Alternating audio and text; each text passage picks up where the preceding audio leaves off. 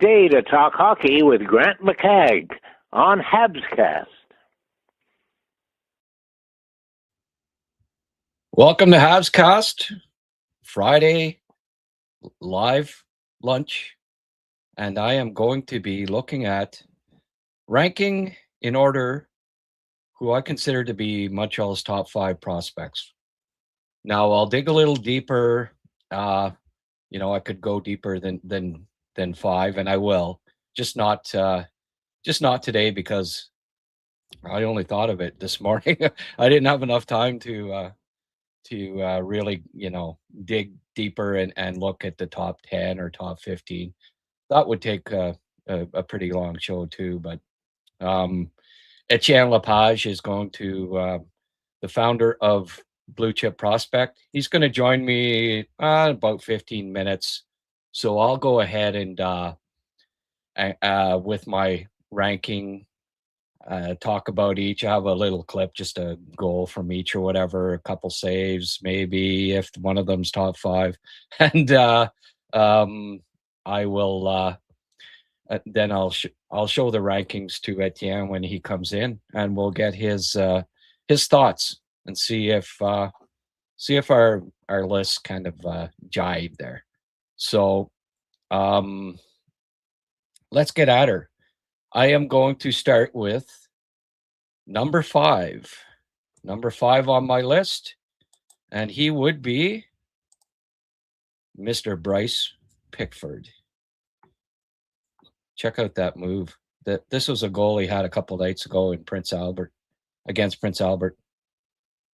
He's a right-hand shot defenseman. Look, I think this might impress me more than the other one, actually. What goalie stops that? Unless, if he's over there, and I guess Vasilevsky maybe if he's in position, but that is just a rocket. And we've seen it over and over again with this guy. Like, let's see that one more time here. He gets into position and just, like, you don't even see the puck hit the back of the net, but you don't see it. Like, even in slow motion, it's hard to see that thing go. Just a rocket of a shot. He's got one of the best shots, I think, that I've seen from a WHL or a CHL defenseman in the past decade. Like, it's just a rocket. And what, it's not just offense with him either. He's second in the WHL in plus minus, plus 26. He wears the C in Medicine Hat, and with good reason, because he's rugged. He's good leadership. Last game he defended his goalie getting, I think it was probably even accidental, but hey, when your goalie gets knocked down, you don't question, you don't put the microscope on it. You go after the guy if you're a leader, and that's what he is. And he went and he got in the scrap and beat the guy up, but just full of character. I think he should be invited to the World Juniors. I just did if you didn't see it, I did a video that has all of his highlights of his last game that I put up last night about 10 o'clock. So go check that out for a bigger look at Pickford and what I think of him. But for me, he's ahead of Kanyushkov, on the right side for sure. And at this point, top 5 in my rankings. I think he's going to play in the NHL, and hey, in Montreal as well. Just he plays a physical enough brand. He's on the first power play, first PK. Good mobility, physical, pretty much ideal size for a defenseman. Really, when you're around 6'1", that's 6'1", 6'2" seems to be kind of like the prototypical size, because you're not too big that you don't have good agility and mobility, but you're big enough to be physical and play, especially if you're strong like Pickford is. Pickford's got good strength. He's his mobility helps him out a pile. He has really good gap control. Um, I think I think he'll go to Laval at the end of this year, and if they're still playing when his season's done, I think he can play games in the AHL this season and look good, and then next year be a regular in Laval.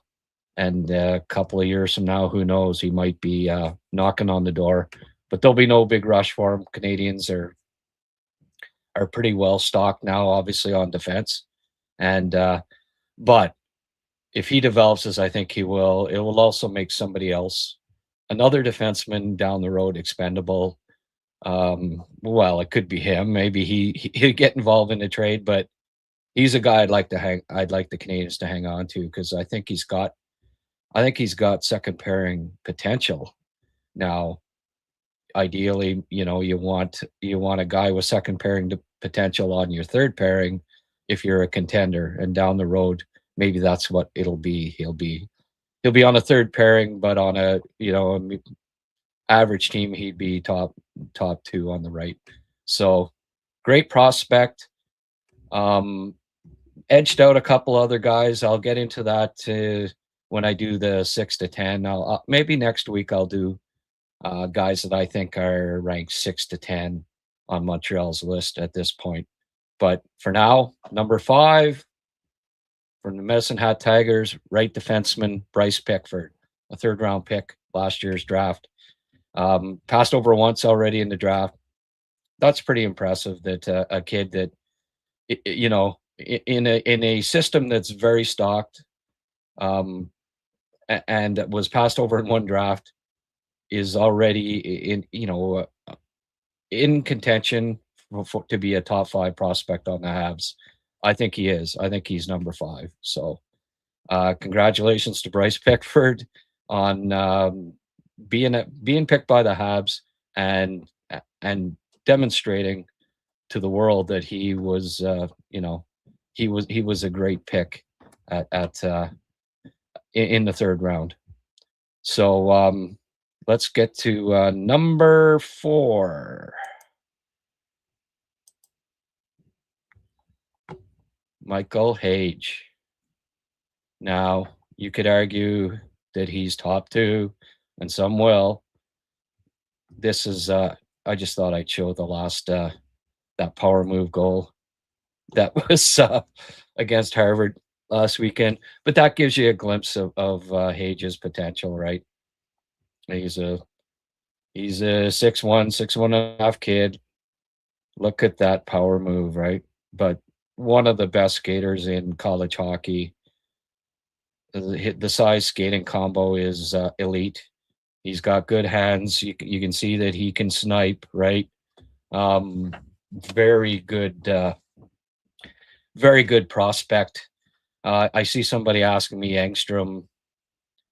Well, hey, you have somebody good has to be when you have a good prospect crop, right? There's going to be a couple guys that don't make it that on a lot of teams would be top 5, but no, Pickford brings more. I think Pickford has more goal scoring ability, and he's more physical than Engstrom. I like Engstrom, but especially on the Canadiens. Now, this is top 5 Canadiens prospects, right? Not just top 5 prospects in general, but depth chart for the Montreal Canadiens. There's no spot for Engstrom on the left side anytime soon. There is going to be a spot for Pickford. I think down the road you're going to see Bryce Pickford be a part of the Canadiens roster. Engstrom, I'm not as sure about that. So that was my reasoning on that. This isn't top 5 prospects in general. It's Habs top 5 prospects. So I hope that that kind of explains why. And don't forget, it's not top 5 most NHL ready. It's just top 5 prospects in general. And right now, Engstrom's ahead of him on the depth chart because he's played a couple of years in AHL. But when we're looking who has who brings the most value to the Montreal Canadiens in their career. Right now, I project that it will be Pickford and not Engstrom. But it's not easy. There's always going to be justifications for somebody else being ranked ahead, and Engstrom, I could understand why there'd be people that think that he should be ahead of him. But getting back to Hage, I'm going to show that highlight again because I just love it. He's tied for the lead in college hockey, right, with two teammates, his line mates, the three of them all with 26 points. So he's in his sophomore year, playing great. His defensive game has come along. He's taking faceoffs. He's not taking many faceoffs. TJ Hughes is, but when they get into defensive mode, he's the guy that's in the middle, kind of. He's playing center after the faceoff for the most part. So, do I think he'll be a center, the top two center in the NHL? That's, I guess, the question, right? He's certainly not improving his faceoffs if he's not even taking them, and that will be a factor in it. I obviously I could have put him third ahead of who I have number 3, and you can argue both ways with it because I think there's a lot of projecting to do with number 3 too, but because of Montreal's depth in their top 6, and because I think Kapanen's already showing that he, quite deservedly is looks like a number 2 center in my mind. I don't know that Michael Hage will be the second line center on the Canadiens down the road. I know a lot of people think he will be, but I think there's a good possibility that he'll end up being on the wing, and it'll be a middle line at some point. And because of that, just as far as his value goes as a Montreal Canadiens prospect, I had to put him behind my number 3 guy, who, from all accounts, has the goods to be a very solid NHL starter someday. So you can guess who that would be, right? My number 3 Habs prospect is Jacob Fowler. Here's a few saves he made against Providence in his last game. Just, he's calm, cool, collected, right? You have to love his just his mental approach to the game.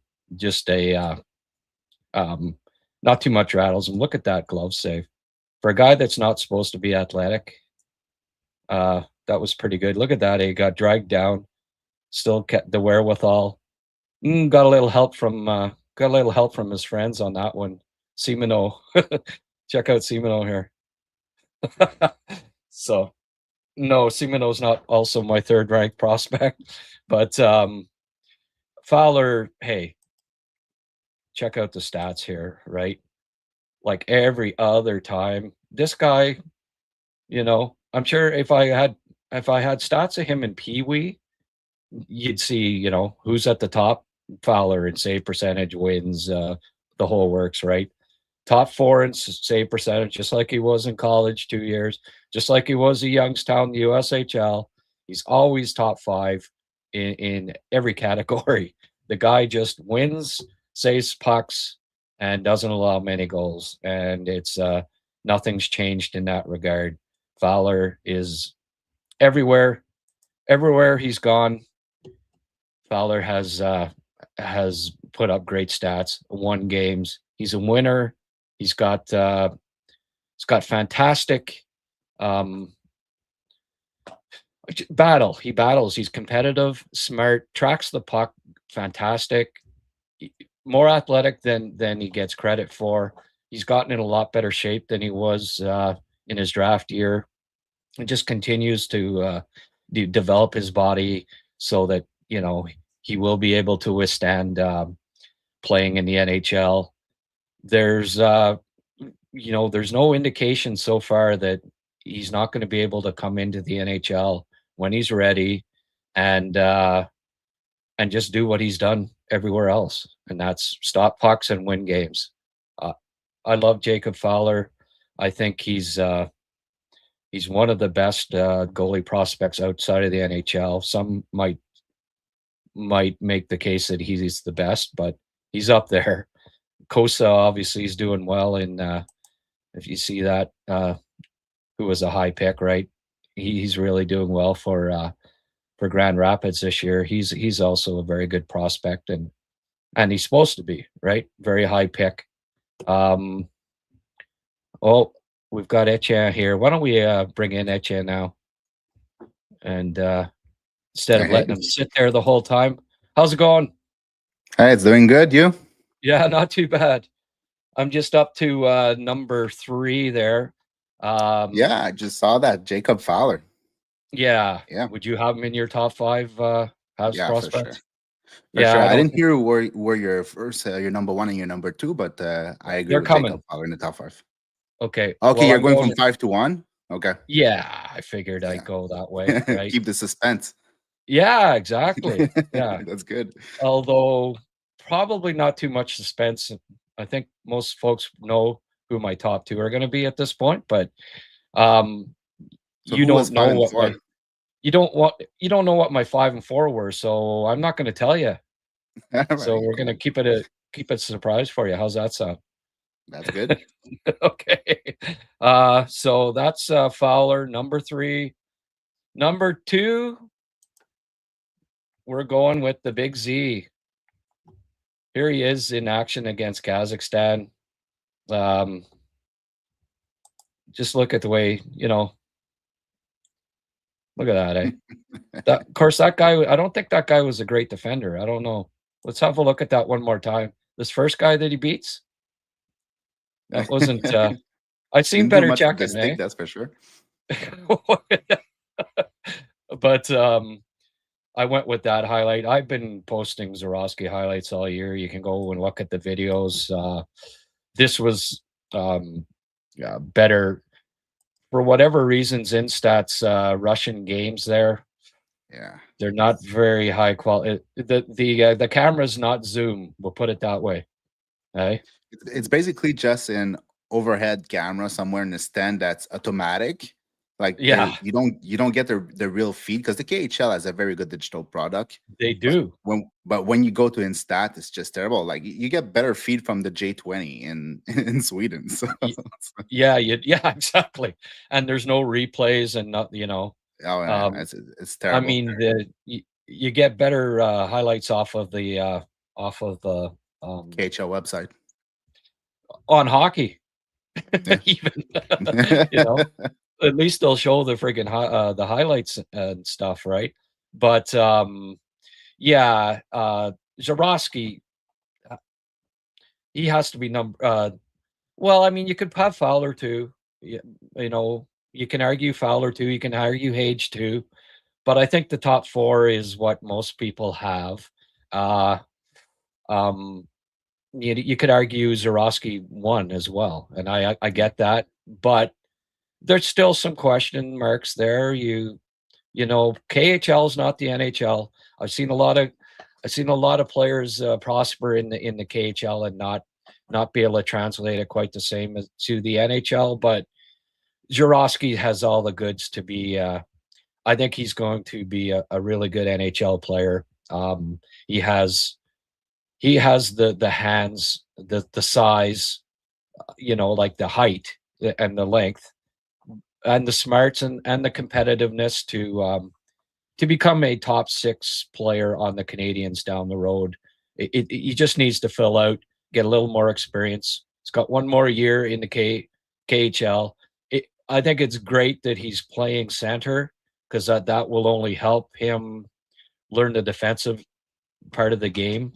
Playing in the KHL at 18 years of age at center, you're going to learn how to check pretty quickly, or you won't, or you're not going to be playing. And he's getting a regular role I think he's been getting more ice time than Demidov did last year, even. So, More and putting up consistent. similar, putting up similar stats. So, uh, I like from what I see. I don't know how much you've looked at him so far this year, right, Jan? But I suspect you've had a few peaks, Yeah, and yeah. the I think his game will translate well to the NHL. What are your thoughts? I I absolutely love Jarovsky. Like I would debate between having him number one or number two, a bit like you. Um, I feel Yeah, his game is completely different from what he was doing yesterday, last year in the MHL. He's getting more yeah, pro. He gets to the net. He's not the strongest player, and that's normal. He's like just 18 or 19 years old. I'm not exactly sure, but he's like he's strong enough, and like you said, he has the length. And I like the fact that he gets to the inside. He's not afraid to go there, even though sometimes it might be a little bit harder. He flashes the hands quite a lot, and I like that. It's flashy, and I love it about him. yeah, I think the skating, like, yeah, I think it will be average in the NHL. I don't think it will be an issue. A lot of people were saying like the skating is bad. I don't think he has good top speed, but I think he's explosive enough to play at the NHL level in a couple years. Um, yeah, like I said, I just really like him, and the fact that he's doing that as a draft plus one. Like if you take players like Arseny Gritsyuk in New Jersey, yeah. he became productive at like what 22, 23 years old or something like that. Jarovsky is Right, doing it. He's doing right. it at 18 years old. That's a all different level. So yeah, I think he's been impressive. This season, I did not expect that. I expected a lot more. First, less consistent ice time, but also like for him to take more time to adapt. And I don't know, he's been Yeah, impressive. yeah. He doesn't turn 19 until February. Yeah, Um, you know, uh, I mean, Demidov turned. is it He December, was right? a November or December birthday, November. right? So Yeah, he was like a month in. Uh, he'd already turned 19. Uh, yeah, um, in the KHL. This kid's got 2 more months before he turns 19. So uh, when you consider that too, and he's putting up similar stats to Demidov, hmm bodes pretty well. Like he's putting up stats that no other 18-year-old has done at the KHL level. And as far as his skating goes, it's funny. Like the draft, they had a show where you know a draft show where all of the scouts were talking about how good his skating was. Like sure. certainly the Montreal Canadiens scouts don't Didn't have a think problem. that skating's an issue. Yeah, So I mean, you know, when you compare that to some of these people that are saying, that his skating is an issue, I'll go with the Habs scouts yeah, point of view more so than yeah, yeah. I would do Joe that on too. Twitter, or a guy that's watched a video on hockey, right? Or Yeah, or whatever. I mean, I look at it. I've studied it pretty closely. It lacks explosiveness right now, but the kid's 6'2", 172 or 175. To yeah. me, his technique is fine. Like he's a smooth skater. He's obviously very agile, and that's part of skating too, right? It's Yeah, not just how fast you are; it's how you shift. He's yeah. one of Or he the can move. shiftier. He's like his left right is fantastic, right? He's very agile on his skates, but for me, it's just a matter of it's strength related, and all that it means is that it's going to take 2 or 3 years, 2 or 3 good off seasons, and then Yeah, his skating is going to be just fine at the NHL level. He's got to fill out, yeah. into his That's body.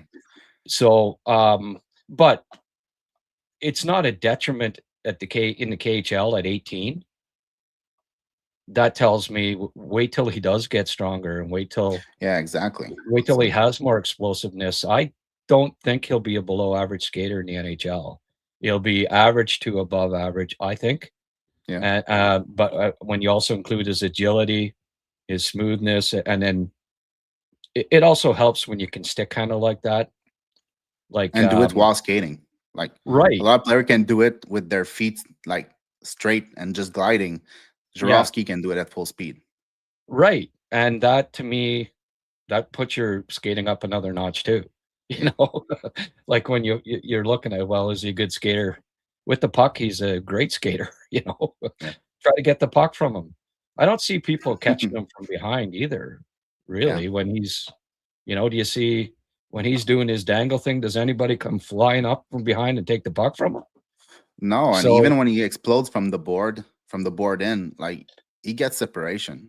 oh He yeah, no, I don't have an issue with his skating, and I know it's just a strength related thing. I think because the kid's skinny, really skinny.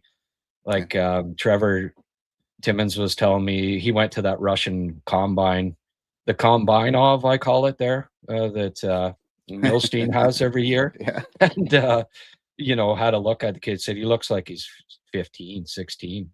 Body wise, he's still got to physically mature, really skinny. So it'll come, and I have no qualms with his skating. But number one, guess who's left on the list, folks? I don't think it's too hard to figure out. It's the Rhino. Okay, now this It's is who I would have guessed. yeah, well, hey, top 5 friggin' pick, right? Yeah. And he's just scratching the surface here. He's been looking good, man. He's been looking really good. Yeah. But look at that shot. That's a beauty. Like he does have a very good shot. He's already scored some really nice goals in Laval, but just that was nice. Yeah. I don't have extended highlights. Go look at all my videos there on you'll see Reinbacher highlights. You got some Habs prospect highlights up on your site there? On my side? Yeah? Or is it mostly No. draft? No, Just I don't have anything. just draft guys? Okay. Yeah. Blue Chip Prospect, by the way, that's his YouTube channel. And as things get revved up here with the draft, great resource to go watch some. He does a great job on breaking down video on draft eligible prospects. So go see a chance. Go have a look at his YouTube channel. Subscribe and have some fun checking out some of his great videos that he has covering the draft. So you can argue. I mean, it wasn't easy. Jurovsky could be number one, but I still think Reinbacher's can't miss. Like he's just he's got the complete package: size, physicality, mobility, range, good shot, good hockey sense, good outlet passes. We've seen an improvement in his game since he first came to North America, but I saw like his poise, and he's been poised since he was 17 playing against men. Yeah. People say keep him in Laval all year, but you got to remember this is his 4th year playing against men. He's ready. He's ready whenever they call him up, and he's confident and he's poised. It's just a question of when they need him, when they decide, okay, it's time to bring him up. Because I have no doubt that he could step into the lineup tomorrow if asked and look good. I think he's ready now. And hey, there's no rush. That's a good thing. But if you ask me right now, who could help the Canadiens more on defense, Carrier or Reinbacher? I think you could make an argument for Reinbacher, but Carrier's the vet. He's hey, you can't argue that when he came in the lineup last year, the Canadiens went from mediocre to winning, and he's had some struggles here and there this year. But I think for the most part, he's been pretty good again this year. Mhm. So there's no rush to bring up Reinbacher to replace him, but I think soon enough we're going to see that where Reinbacher comes into the lineup. And then the question will be, do they move Lane back over to the left when that happens, or is Reinbacher going to be replacing Carrier? We'll see. What do Yeah. you think? I'm not sure they would put Reinbacher right away in the top 4 role with a guy like Hudson. I think it all depends if Goalie is I back or wasn't not. saying I wasn't Okay, saying to move him. Just I'm saying when he's moved up, yeah. who like would he replace Carrier in the top 6, or would Hudson move back to the left? And but I agree, you may not want to throw him to the top 4 right away. But Yeah. who do you think he'll be replacing when he? Well, ultimately, it's comes going up? to be Carrier. Carrier. If he's called up this year, it will be Carrier. And Yeah. I don't think like internal competition is always a good thing. It will push Carrier to be better, or it will push Reinbacher to be better. I think Goalie, when he comes back, has a spot in the top 4, so it's still going to be Hudson on the right side with Goalie when he comes back. At least that's what I think. I cannot Probably. predict the future. But Yeah. Reinbacher, I think eventually is a perfect partner for Hudson. It would look like so great. It's like Matheson and Dobson are very, very good together, and I think Hudson and Reinbacher can be just as good. I think it's an exciting pair for the future. Just right now, I wouldn't like you said, like throw him to the wolf on the top 4 role right away with a guy that's always deep in the offensive zone like Hudson. Well, yeah. He's cleaning that up a bit, but yeah, no, I hear what you're saying. And I mean, imagine Goalie third pairing. Like, how good is the team going to be when Caden Gooley's top 20 pick is on your third pairing, right? So it just goes to show that the future is bright on the Canadiens blue line, not just up front, but on the blue line as well, right? If they can stay healthy, it's going to be one hell of a blue line. The problem is they have to keep playing on the ice. If they're off the ice, then okay, don't be Donnie Downer there. Let's not. I'm not Donnie Downer. I'm just saying they need to play.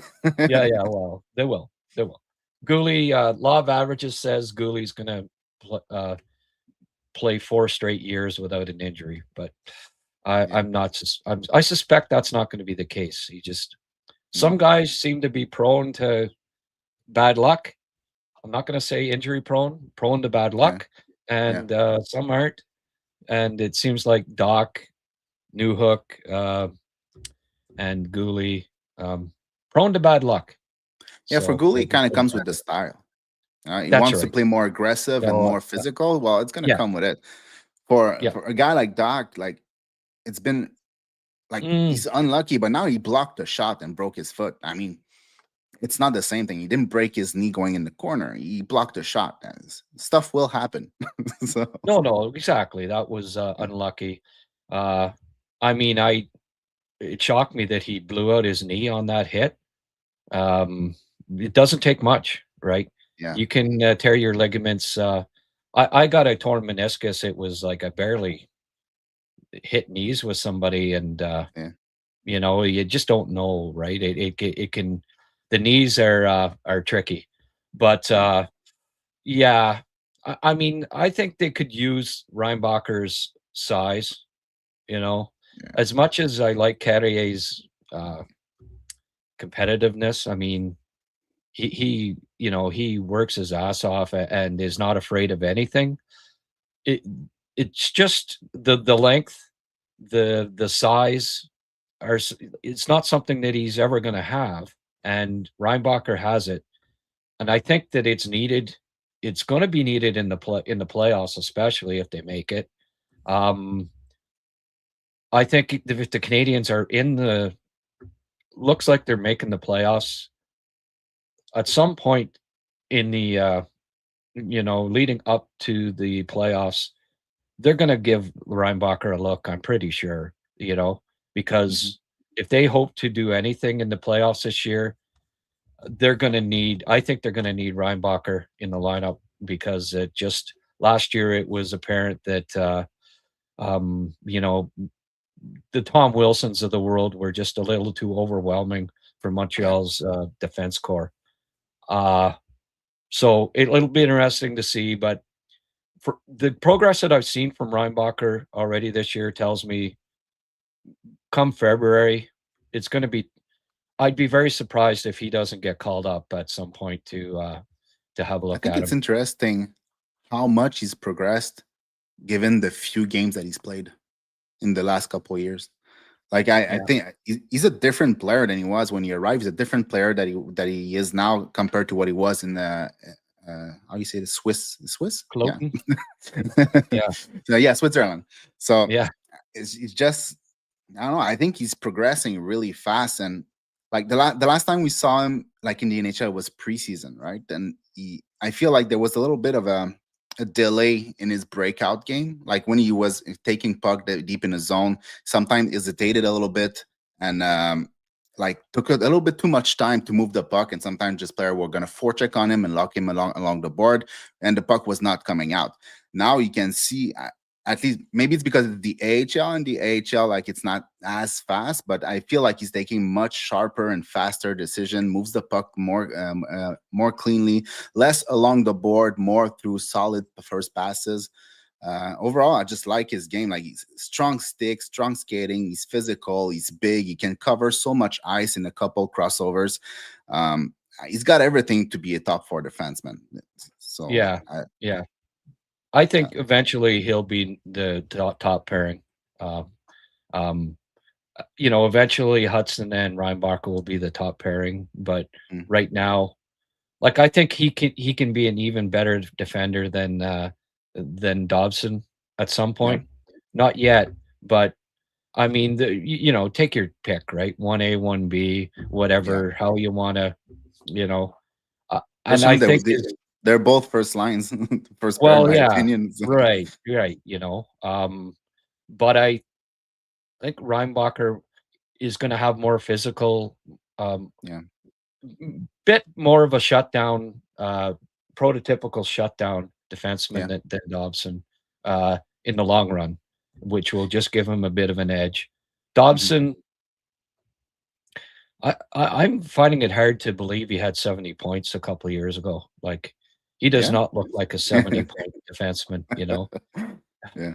I just don't see it. Like, it must have been whatever, like, I guess being on the first power play, he must have got a bunch of power play points, but I don't see a 7, he's not going to be ever going to be a 70-point defenseman in Montreal because because of Hudson.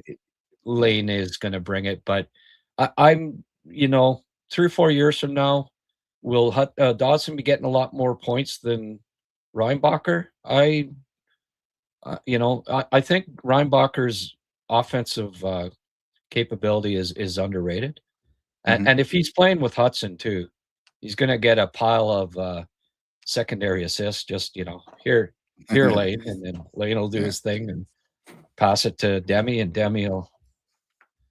Yeah, they have a nice chemistry. Yeah? They're trying to find each other all the time. I know.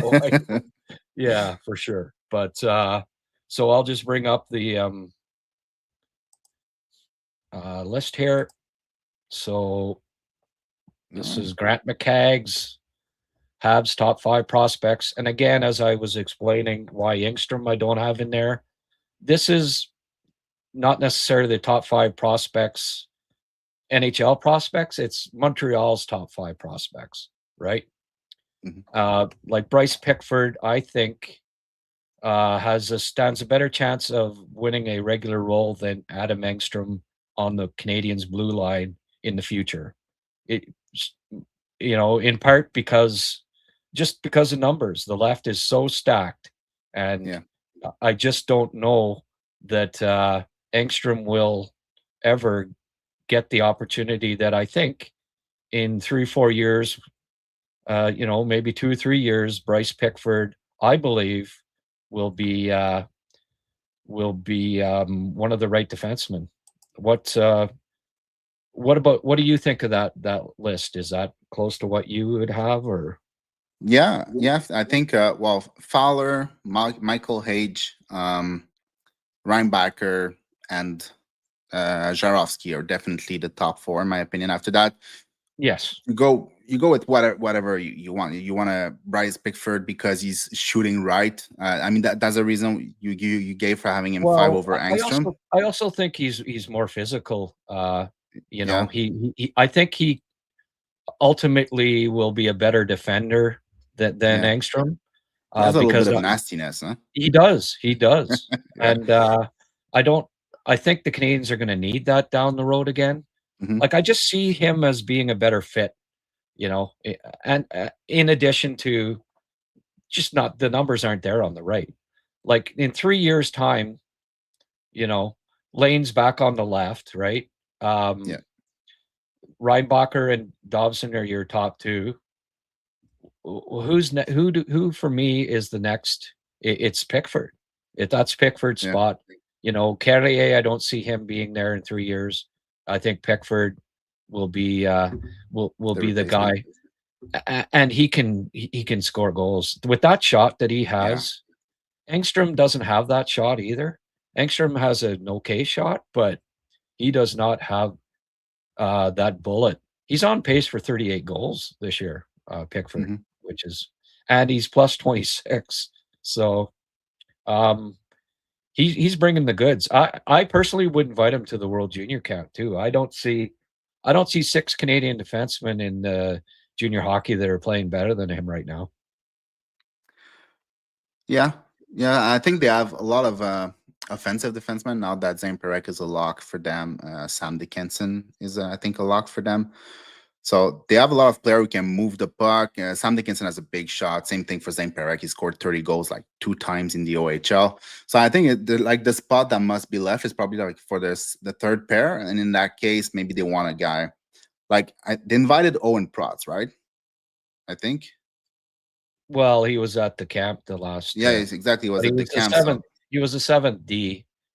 yeah, He might make it as a 7th D or whatever, but I think Pickford's defensive game is underrated. Like, yeah.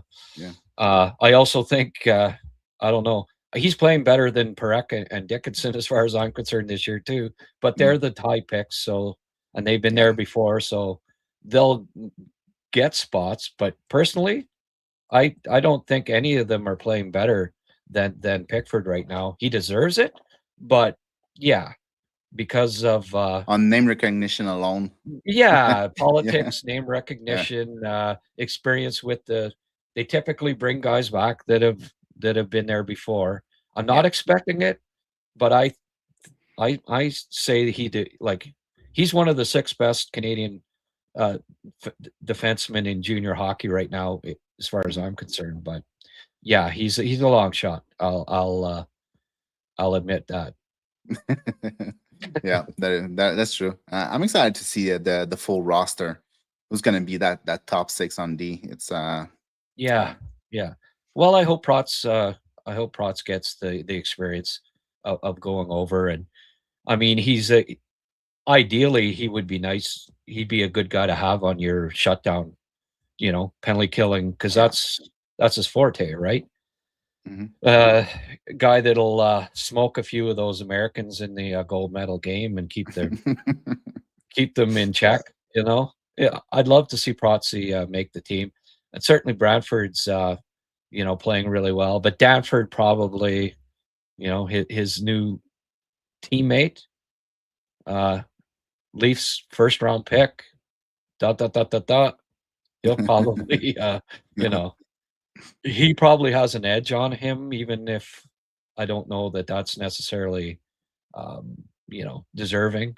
First round pick too, right? And Protz Yeah. fourth, and but they don't always. Usually, there's a couple of, you know, third rounders, fourth rounders that get picked over higher Yeah. guys that are higher ranked. So it's always unpredictable. There's always going to be some players that that you question. I Yeah. mean, uh, like what's Canada going to do? I'd hate to be Doug Armstrong. Like you see the way that Celebrini's playing. Yeah. Tom Bedard. Wilson's on fire. Bedard, lights out. Suzuki deserves to be there. His coach is John Cooper, but I'd take all of those guys over Hagel and Cirelli if it was up to me today.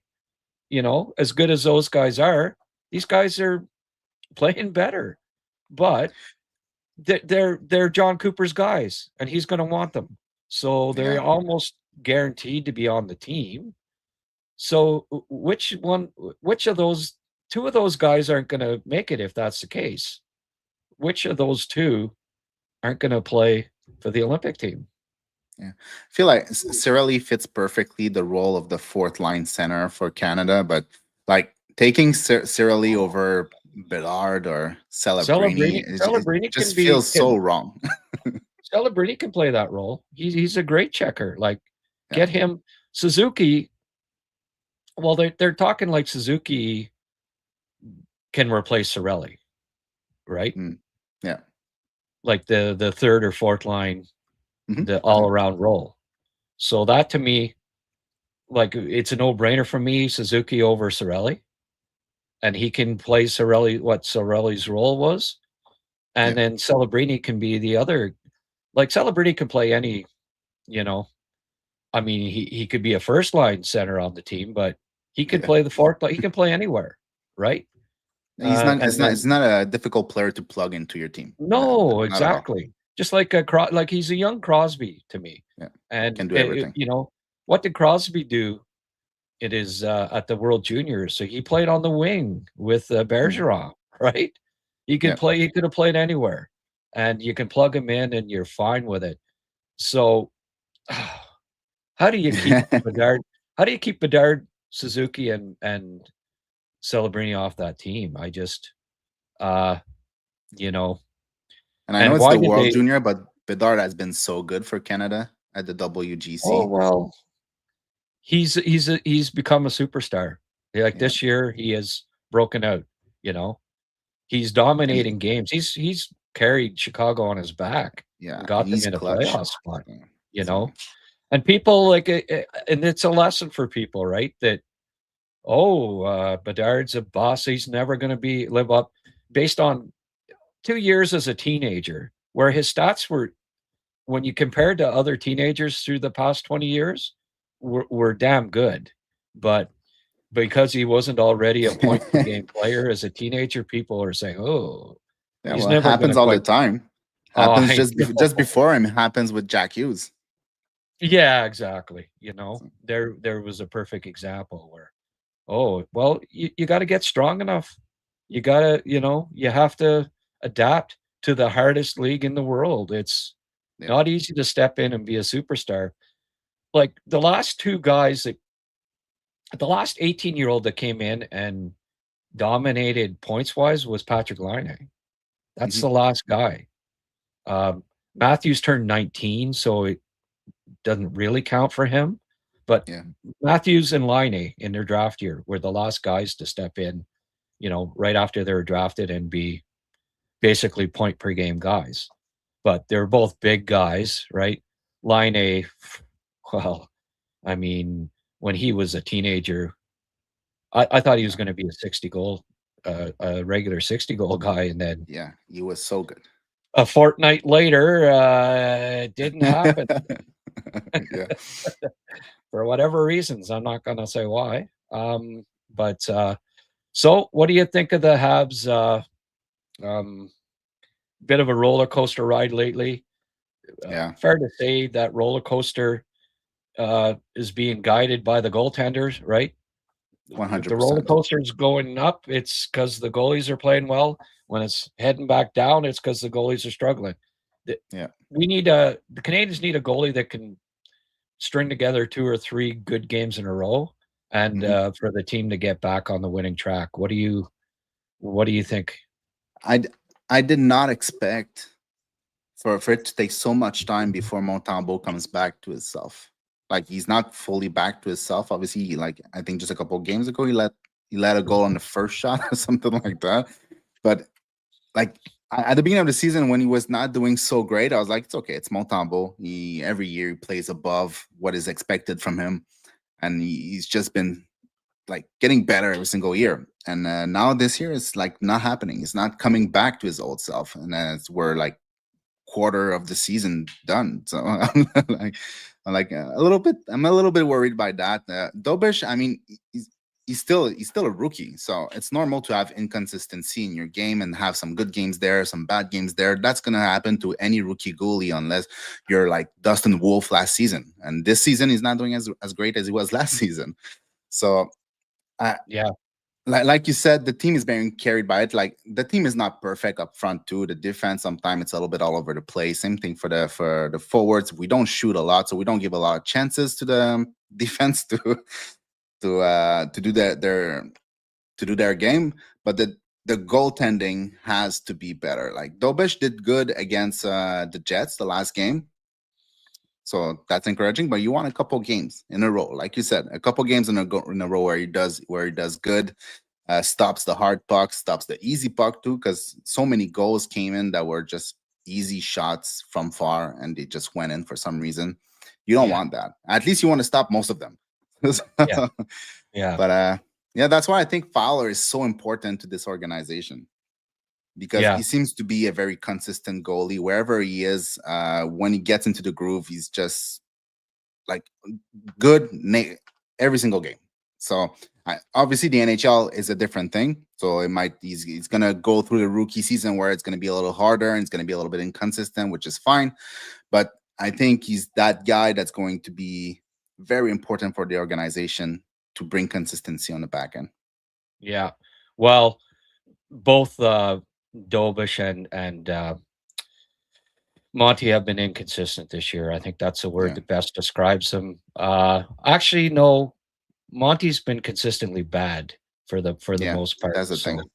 You know, Dobish started on fire, so he's inconsistent. Yeah. No, that's right. That's right. How long do you wait on Monty? Give it another month, and if you know, the Canadiens are right there in where they are right now. Yeah. Still like, either a point into the playoff race or a point out, and Monty still hasn't found his game. I think you got to bring up Fowler at some point within a month if things haven't changed with Monty. Maybe even a little before that. Like, I don't think you can wait too long here. The main thing is I'm pretty sure Jeff Molson wants to get in the playoffs, right? Yeah. And I think that the club would like. There's nothing better for this young core, this young group, to get some more playoff experience. And if they miss the playoffs this year, that's a step back as far as I'm concerned. So it's important that they make the playoffs. And if at some point it has to be more about the team than about one individual.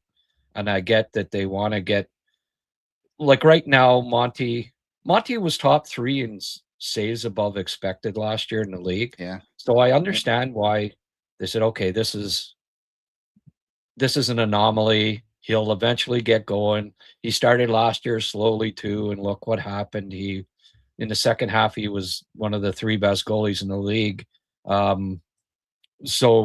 But one more month, and it's still. I don't even know if you can wait a month. Like maybe 5, 6. His next 4 or 5 starts, if 4 of the 5 are bad, and that's kind of been what it's like this year. 4 out of every 5's been bad. I think you gotta call up Fowler. What do you think? I think it also depends on the type of goals that he let in. Like if they're easy goals or goals that he should have stopped or something like that. Like if he's doing his job, but the defense is not doing his job and they're giving up a lot of expected goals and stuff like that, then that is the different scenario. If he keeps playing like he's playing now, where he's letting in basically anything, so anything that goals that you would never expect them to go in, sometimes they go in for no reason. So if that keeps happening, that's a problem, and that's where you have to fix it. And then maybe you bring, like you said, Jacob Fowler, and you can turn into a Jordan Bennington for us. And but yeah, that'd but be nice. yeah, for sure. Patrick Roy. Yeah, but I was talking Jordan Bennington because of the Stanley Cup when he was a rookie. Yeah, no. Well, so was Patrick Roy when he came up. Yeah, true. But year.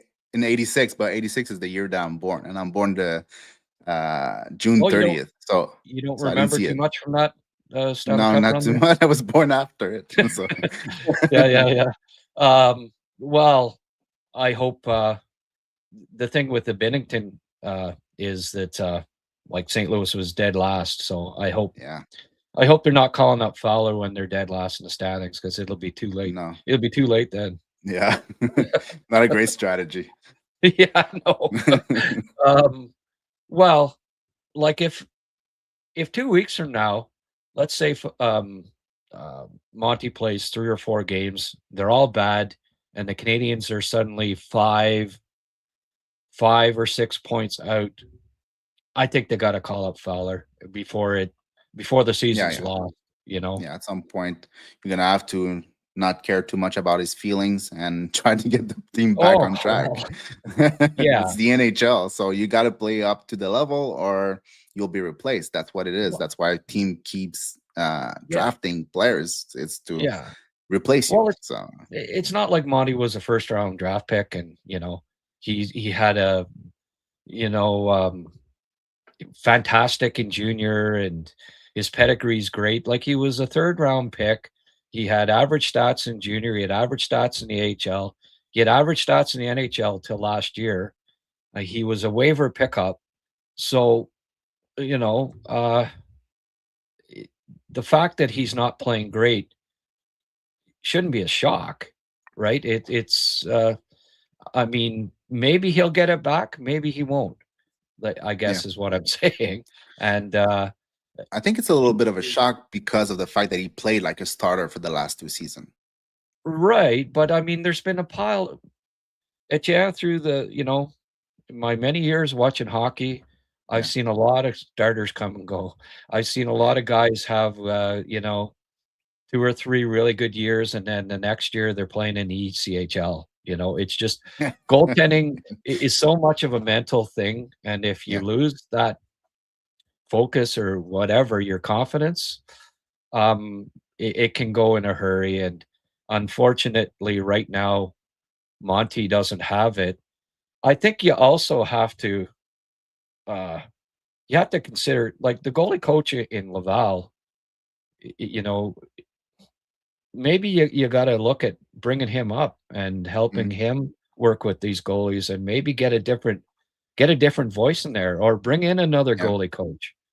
At some point, if it's not working, and you still have faith in Monty and you want him to be the guy, and he's not figuring it out, then maybe the goalie coach has to be. At some point, something has to change. If it keeps going this way, something will have to change. Whether it's the goalie, the coach, whatever. So something will need to change. Well, okay, thanks for those deep thoughts, Etienne. It's because the team plays well enough to be a playoff team, right? But you need to prevent the goals from coming in. Like, I know, like, we score a lot of goals, but we don't shoot a lot, so this will like equalize at some point.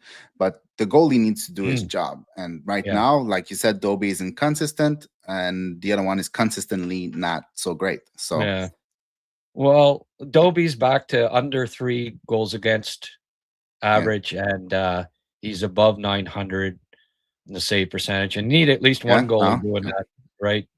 You need one goalie in the 90 percentiles and under 3 goals a game.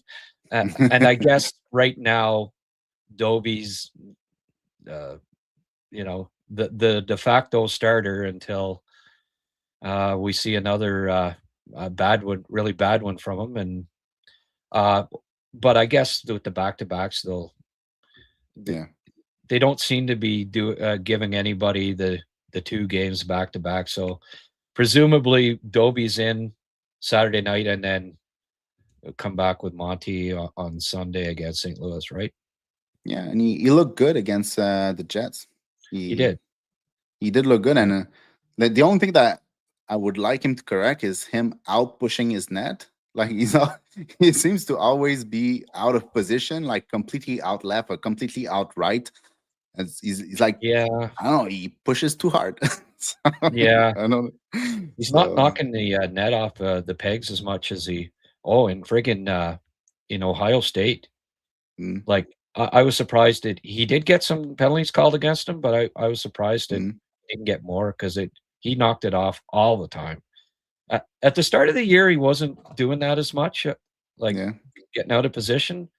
But then when he starts letting in a few goals, he overtries, I think, and yeah, tries to overcompensate, and he gets back to that flailing, unorthodox style that only Dominic Hasek could get away with. All right, yeah. When you eh? watch a decade of Price, you see Yeah, those things. You're like, what's that? yeah, yeah. He's not Carey Price. There's no No. doubt about that. All right, Etienne, it's nice. Been a while since you were on, and Yeah, your schedule's kind of rearranged, so yeah. it'll be Fridays, I guess. Whenever we can get you on, Mhm, we'll bring you in. Over Christmas, there, we want you to get working on those rankings, and we'll mhm. get an updated list from you, and we'll dedicate a good a Friday show to the draft. Sound like a That's plan? good. Yeah, good plan. Okay. Always a Thanks for having me pleasure. on, Grant. Okay, for sure. And go Habs, go. We'll talk to you soon. All right. Thank you. Thanks. Etienne Lepage, great kid. Well, he's 39. He's not a kid, I guess. To me, he's a kid, but um, there was my top 5 prospects. I saw somebody bringing up Alexei Cornwallis. Hey, got to be a consideration for the top 10 now, right? Believe me, I think it was said he's under the radar, but I have. If you tune into our Sunday shows, me and Rick look at Habs prospects, and I've featured him a couple times, talked about him a fair bit. So he's not under my radar. Trust me, his stats are crazy good. The kid never lets in more than 2 goals a game, and he playing against some good teams too. Like last weekend, they played BU. Uh, you know, he's well, I mean, back in 1968, 6'4" Canadian goalie, went and played. Canadians prospect from Canada, 6'4" goalie, went down and played in Cornell and did okay. Is history repeating itself, right? 6'4" Habs pick, from Canada, goes down to play in Cornell. He's putting up pretty similar stats to what Ken Dryden did when he went down to play in Cornell. So uh, it's kind of cool. With the passing of Ken Dryden, maybe he passed the torch on to Alexei Cornwallis. He's a heck of a prospect, and Quentin Canton Miller, also in Denver. I looked at both Miller and Cornwallis, and Miller hasn't been facing the same quality of shots as Cornwallis. What's even more impressive about Cornwallis is that he's he's making a lot of good saves in close. He looks really good, and it's quite a story. He came from Truro Bearcats, I guess it was, in the Maritime Junior Hockey League. Got called up to was it Cape Breton last year, and only played like about 13 games, but looked really good. And the Canadians, as usual, doing their homework, were onto it. Drafted this kid with a fairly late pick, and he heads off to Cornell, and he's looks outstanding. So when we do the 6 to 10, I mean, you guys are pretty sharp, and some of you are onto it. There'll be guys here. if I have Alexei in the next ranking, that won't be surprised that I have him there, because you guys are rabid hockey fans just like me. Okay, let's see a few comments here. Samurai Knight, hey, good to see you. Dovish and Net Saturday, hoping for another solid game. Good. Reinbacher, Jurowski, Fowler, Hage, Pickford. I'd have to agree with that list, Sheldon. That's exactly how I had it. Beck is going down the prospect list. Yeah, he is. But hey, what the two Meshar as well, right? They but that doesn't mean, it just means that more than anything, these guys have stepped up. And hey, it happens too, right? You get picked, and then, like, is it really a surprise that since Beck got picked, that Reinbacher, who was the 5th overall, is ahead of him. Hage, who is 22nd overall, is ahead of him, right? Jurowski, picked at basically the same spot, is ahead of him. It's not a shock, right? That when you consider, and I mean, that's the thing too. You can be top 5 prospect, but if you don't make the NHL by the time you're 21, in those 3 years, the team has drafted other first round picks, and you end up going down the ladder a little further. How did Samurai Knight have it? Fowler won. Okay. I find it hard to, the same 5 as me, so that's good. I find it hard to rank a goalie the first overall, just because of the unknown, right? I mean, I did prospect rankings for years on my recruits website, and there were times when Primo was top 5, and it seemed like he was a sure bet. Great college career, really, really great start to his HL career, and he was top 5. I'd have him top 5, and obviously that was too high, right? As time has shown, that he wasn't top 5. Now I think Fowler's got a lot better he's a lot more consistent than Primo. He's always been good. Like, Primo wasn't great in his draft year, so there's that. He's a lot more consistent, so I'd be surprised if when he comes to the NHL he struggles like Primo did. But at the same time, it's goalies, and you just don't friggin' know till they're up there and they're doing it for sure. So I can't,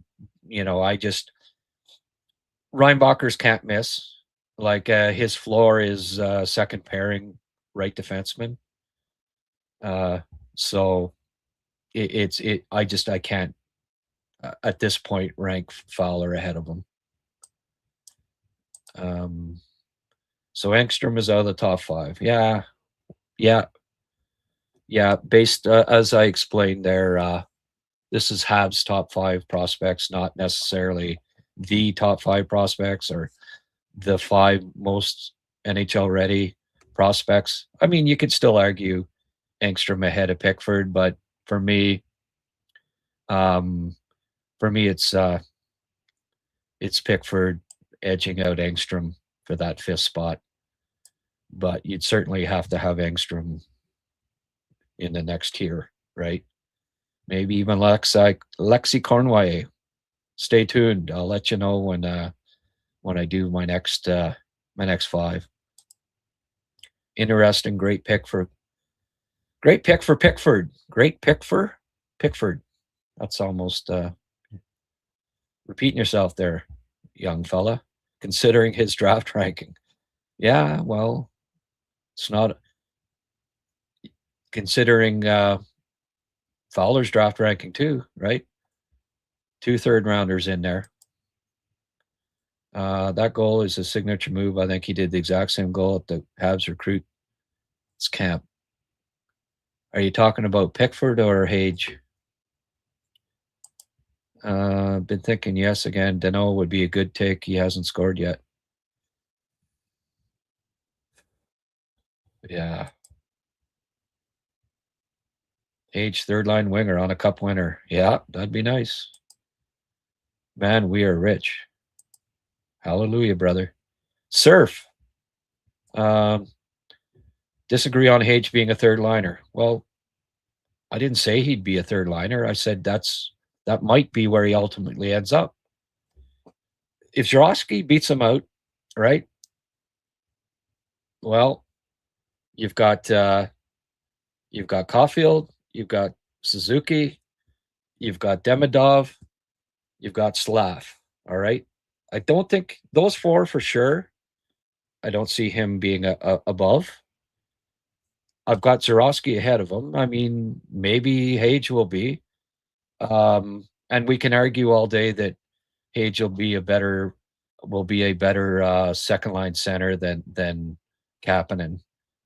Right now, Kapanen's doing it. So until further notice,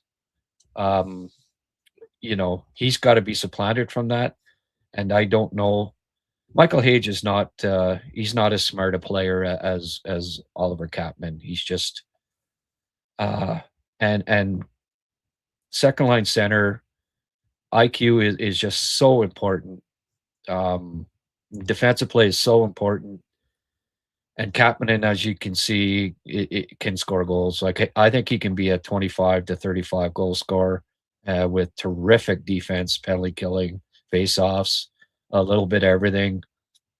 Will Hage be that in the NHL? I don't know. He may end up being a winger. Jurowski, so then it ends up being him and Jurowski battling it out. If they don't get anyone else either, right? If they get a vet, don't forget, they trade for another player, then that knocks Hage down one more notch. This Canadiens team's going to be a contender, like a really, really good team. Like Pittsburgh Penguins in their, when they won those cups. Here's a good example, okay? They were so strong in the top 9 or top 6 that a top 5 pick, one of the best American forwards, like prospects ever, and Phil Kessel had to play a third line role for them, right? Now, did Kessel have less offensive upside than Michael Hage at the same age? No, he had all kinds of offensive potential, but he was on such a strong team that he had to play a third line role on that team. And it's one of the reasons why they won. Phil Kessel, that third line was lights out. And Phil Kessel was great in the playoffs. Well, it's not a bad thing if Michael Hage ends up being a third liner. That's pretty good. That means that the Canadiens are going to be very, very strong, and all indications are that that's going to be the case. So I'm not saying Hage is going to be a third liner. I'm just saying he's in tough to be in the top 6. Like Jurowski, Kapanen are basically the 2 guys that he'll be battling with. And for me, I don't know. Like, there's no guarantee that he'll be more suitable, to and beat those guys out. And that's, again, is not even considering that they might pick up a another top 6 guy, right? A veteran that can plug right in. And if they do that, then it's one more guy that Hage has to hurdle. But I don't see him anytime soon being better than Caulfield Slav, Demidov, or Suzuki, right? So it's he's got to knock out one of the and I mean that's not even including Doc. That's not even including other prospects. Like you can never like there could be somebody that just jumps out, you know. There could be their first round pick this year. He may end up beating Hage out for a spot, right? If it's a forward and he's really good. So it there's a lot of unknown there. I like Hage a lot. Saying that he might be a third liner down the line on this Canadians team is not a slight to him at all. Um, the fact is that they're going to be really, really strong. I like and hey, yeah, he's fast. Uh, and he's good with the puck at that speed. Um, yeah, he's got a shot at being being better than Jarosky, but we'll see. I think it's between those two for a top six spot down the road, and I mean I've got them basically back to back, like very tight. You could switch it either way, and I appreciate your take on that, and you're certainly not wrong. You may end up being right. You may end up being right about that, but um, nice problem to have. We have too much talent. Yeah, well, I mean that's it. It's no slight on Hage if he's a third liner. And as Pierre says, having second line players on the third line is a sure way to build a cup winner.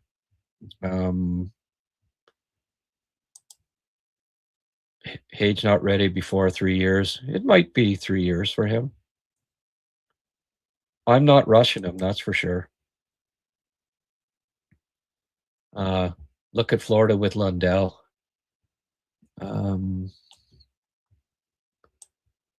Yeah, for sure.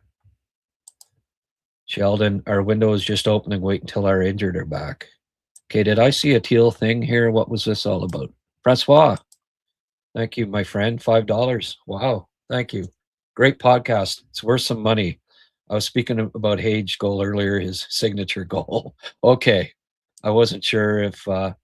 Yeah, you're right. He scored a few like that. I guess Pickford's more known for his one-timer, would be his signature goal. Thank you for the contribution, man. I really appreciate it. Emil, it would suck to be the sixth D on Montreal to have some 5 top 4 defensemen that can play big minutes. I know it really, the future does look so good. This is interesting. Prefer Gooley with Dobson. Yeah, maybe. But I don't know. Matheson and Dobson have been really friggin' good. They have the odd game where there's a couple of they can both have their struggles here and there, but they're playing tough minutes and big minutes and have been pretty good. Let him cook in the AHL, short-term pain for long-term gain. Well, we'll see. No, if he's needed, bring him up. I will not. If he's ready, you bring him up, and it's long-term game too. I'm not one to believe that you can only get better if you just stay in the AHL, forever. Like if you're ready, come on up. The best way that you're going to improve is to be getting NHL experience and just continuing to improve. I mean, there's 2 ways of looking at it. I don't know if you're talking about Reinbacher or Fowler. It could apply to either of them, but I think they're both ready for looks. And if they prove that they're capable of handling it, they're up for good. That's my viewpoint on it. It's not like they're 18-year-olds or 19-year-olds. Enjoy Grant. Listen to Grant's analysis. Very insightful. Thank you. B. Chiral. That's nice to hear.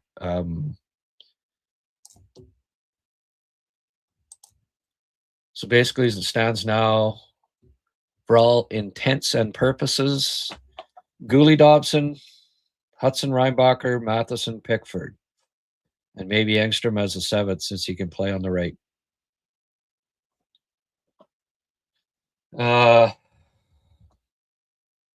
Well, that for me is the future top six. Yeah.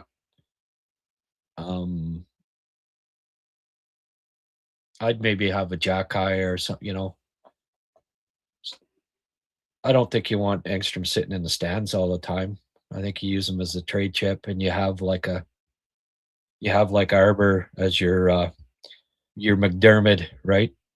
That guy that when the situation calls for it, you bring him in, and he's the sheriff, right? Those physical games where you might need a little more sandpaper. You don't mind Jacky sitting in the stands, but you can argue either way. And Struvel's another possibility. One of those three. But yeah, I mean, for me, Matheson, Dobson, and then it's Gooley, Pickford as the third pairing. But maybe at some point Matheson drops down, but it's not happening yet. It's a ways away. Matheson is just such a good skater, and he's not, as far as I'm concerned, he's still improving as a defenseman, and that happens with. There are defensemen that got better in 28 to 33 than they did earlier in their careers, and Matheson wouldn't be the first. It takes so long to figure out, like, how good was Markov in his 30s, right? Wasn't for those knee injuries, would have been lights up, because when there's just so much to learn playing defense. It's so much about intelligence and experience in a lot of cases.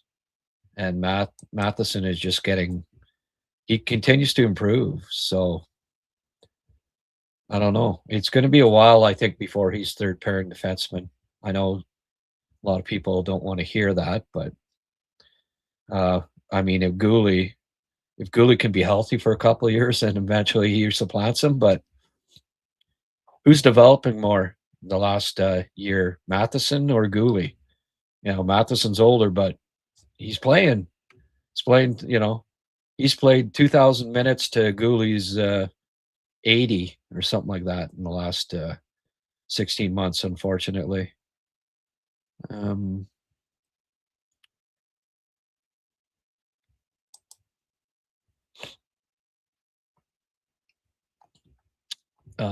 Yeah, I'm not sure who you're saying Reinbacher will take care of his spot way before Pickford makes it. I don't know if you're saying that to me or not, but probably to Surf here. Okay. Yeah, but Reinbacher is going to be in well before Pickford.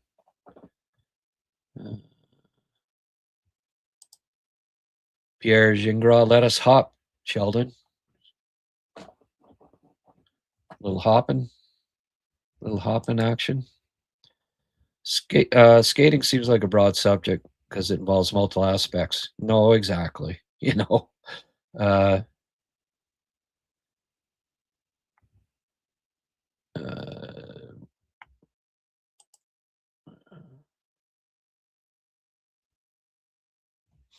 Yeah, well, there's another example, right? He's not Demidov's not going to beat Newhook in a race, but who's the better skater? I mean, you pick your poison, right? Different styles, right? Can't wait to see Reinbacher in the NHL. I think he'll be a longtime fan favorite. Absolutely. Bring Rhino ASAP. We need him right now. he would help the team a great deal. Yeah, I'm with you on that. Demidov's edge work is second to none. Well, it's like when I always did my scouts poll, where I'd scout poll NHL scouts about best shot, and that involved velocity, accuracy, release, several things. The ability to get pucks in on net, skating. Well, all of those things that were just mentioned. It's not just straight ahead speed or agility. Explosiveness, quickness. There's edges. There's just so many. There's just so many factors involved in how you judge player skating, right? Yeah, Hudson's edge work's not bad.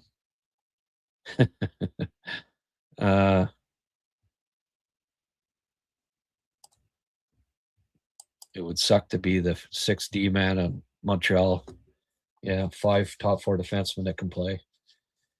Yeah, but eventually, hopefully, as it was noted by someone earlier on there, ideally, at some point, all the defensemen are getting somewhere between 18 and 22. But it's tough to do that because certain guys are going to play on the power play, right? And depending on the game, and certain guys are going to kill penalties. Like Hudson's probably never going to, play a game where he's on the PK for 5 minutes, right? So, yeah, if there's no penalties in a game, ideally 6 defensemen getting 18 to 22 minutes, but it's rare that happens because of special teams, right? But yes, it's nice if you're able to just roll 3 pairs and not worry about it. Have a guy like Matheson or Gooley on your third pairing. Pickford 3-4 years from now being good enough to play in a lot of teams' top 4, hopefully, yet being on Montreal's third pairing. Yeah, it would be nice. It would be a pleasant problem, put it that way. All right. Well, I'll do a few more here and try to cut her a little shorter. My shows have been a little long. You don't get people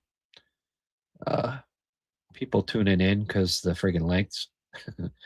Afterwards, yes, both soft on opposition, so figure skaters with sticks. I'm not sure who you're talking about there. Matheson and Dobson, I guess. Rhino has a mean streak. Yes, he does. And I don't think Engstrom does either. So, there's just too many. Engstrom, Matheson, Dobson aren't hard. Hudson and Carrier compete, but they're not big. So that's why Rhino, I think, is needed, and Gooley are needed in the lineup by playoff time for sure, right? Defenseman play 15 minutes and actually 5-minute penalty, so the others split the rest of the time. Well, something like that. Having strong defense on the third pair is no luxury, considering teams have an average of 2.5 players injured each match. So it likely means you have a defenseman down each match. Take Reinbacher every day over Dobson. Dobson isn't physical enough for a defenseman. Wouldn't even have him on my team. Just dump and chase in his corner. Oh, okay. Well,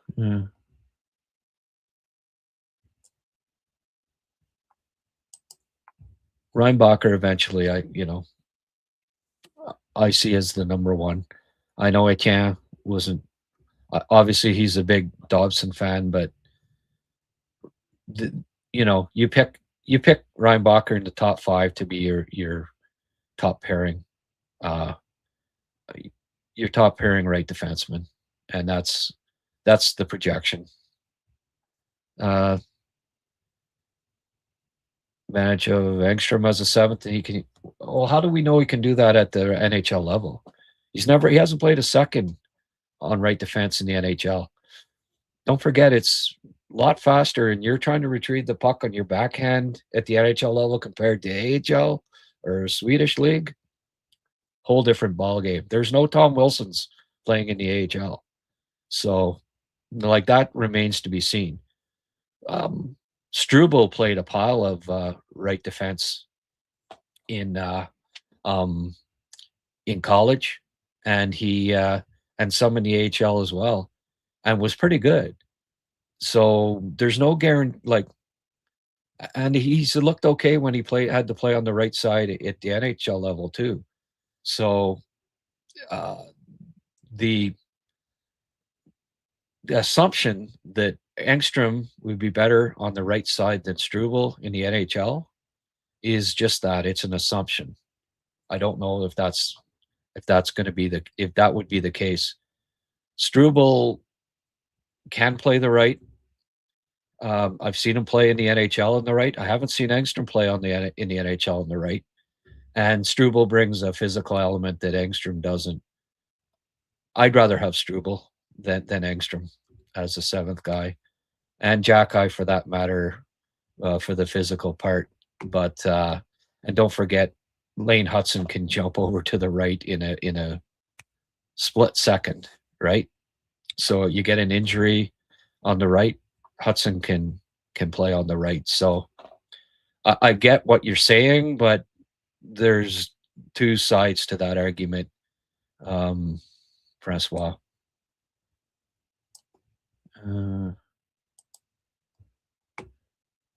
Huge mistake to get rid of. Can play physical. Yeah. I don't agree with that, Ron. Unfortunately, we're going to trade some players as we have too many. We lose kids we like just the way it is. Yeah, that's right. I'm not saying that Engstrom is soft, but I don't see him being a physical defenseman at the NHL level. It's just not in his DNA, I don't believe. Cooper is going to want his players, unfortunately. Yeah, he is. And I mean, them naming Marchand and Braden Point ahead of time too doesn't help. Well, why they have to name six, and then why was it those two? I didn't. Yeah.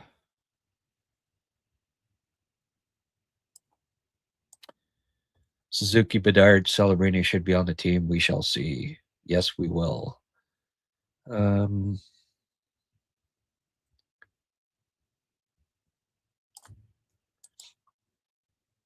Yeah. Well, hey, at the end of the day, Francois,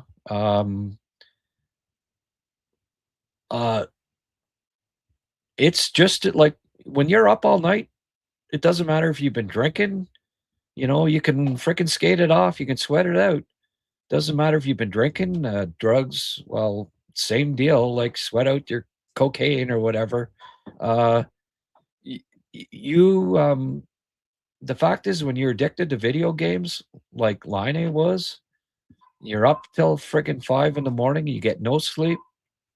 Doesn't matter if you've been freaking drinking or playing video games. You have no more energy.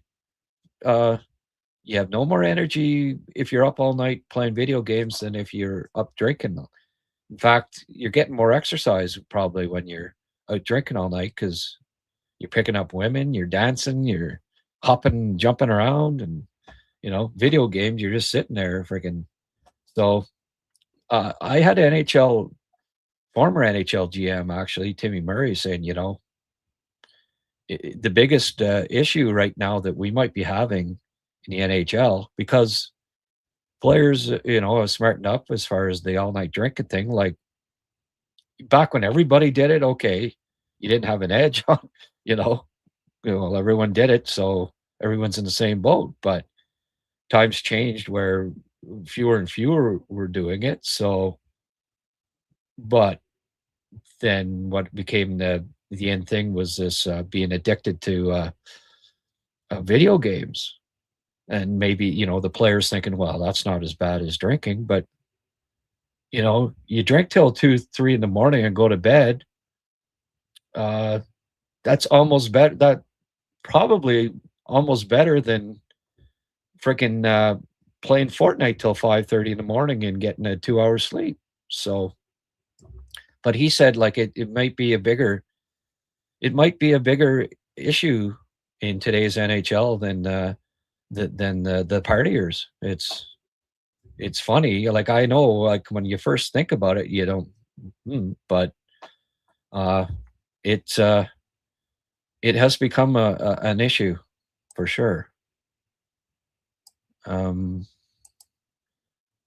the show, Grant. Kids, I want to see play the way you both described. Yeah. I don't know what you think of the new banner there. I got it up yesterday. Takes up the whole screen. I'm pretty happy with it. I like the new logo. I think it's kind of, retro 60s cartoon style. Kind of proud of it. So, I think, and by the way, this was possible to get this banner because of your contributions that you've been making on like I got $300 more last month through people just donating a few dollars here and there on the live chat here. So because of that, I was able to get look more professional, and I mean, as time goes along here, that's just going to keep getting. We're just going to keep getting better and better with those things. So really appreciate all the support I've been getting from everyone. Like and subscribe to this podcast if you don't mind. It'd be appreciated. Grant, wasn't someone saying that Cappy is a 3C, 2C, or at least he will be? Yeah, somebody said that, I think. And don't lots of people make fun of it, this said person, and laugh at the take? Anyway, look at him now. Hey, Ronald. Thank you. That's a new name here. And yeah, it's not, hey, I've been wrong on guys and I've been right on guys. And so I don't spend all my time gloating over the guys I'm right on and commiserating the guys that I'm wrong on. But yeah, it's one that I guess I was right on, and that's hey, it's good to be right every now and then. Yeah, oh yeah, he might be a 3C. We'll see. But middle line all day long. All day long. I don't agree that fourth line, is what he'll be on a good team. I think his absolute floor is third line center. But I think, and I'll keep bringing it up, like Cirelli was a second line center on a cup winner. Chandler Stevenson, Braden Shen, on and on and on. Sam Bennett. None of these guys were 60-plus point scorers. I think Cappy could be a 30-goal scorer and 60-point guy, and bring that defense as well. So he might even be better than these guys, right? And they won cups playing second-line center role. So it's really important to have a guy like Cappy centering one of your middle two lines, and it could be the second line. Him and Demidov might be a pairing. Like it could be like Marchand or Pasternak and Bergeron all those years, right? Or there's lots of examples. Stamkos and Cirelli, whatever. Like sometimes you need a balance, right? Demi can worry about he's backed up by Kapanen. Kapanen is just so he thinks the game so well, and Marty keeps saying it. He's there's a computer up there, and I saw it for 3 years before he ever played in the NHL. I said, "Wow, this guy one of the smartest prospects the Canadiens have ever drafted. So we'll see. Oh, Sheldon contributed $5 as well. Not a toonie today, Sheldon. Wow. I appreciate it, my friend. You got out the paper money. Well, we'll go a little bit longer then. People throwing in a few bucks and what the hey.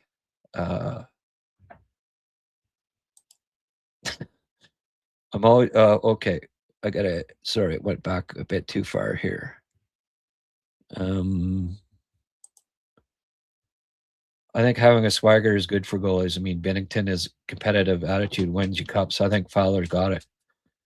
Yeah, I don't know that he's exactly like Binnington, but yeah, there's some confidence there. I saw him at the development camp, and you know he's pretty self-assured. There's no doubt that there's some swag there.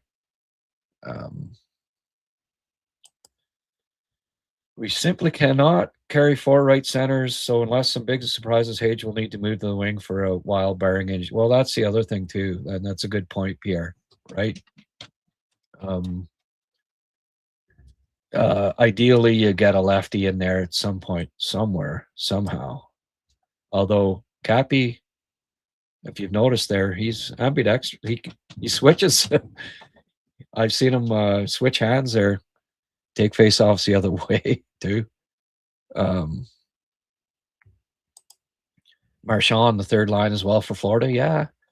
Oh, there'd been a lot of cup winners that had really good third liners.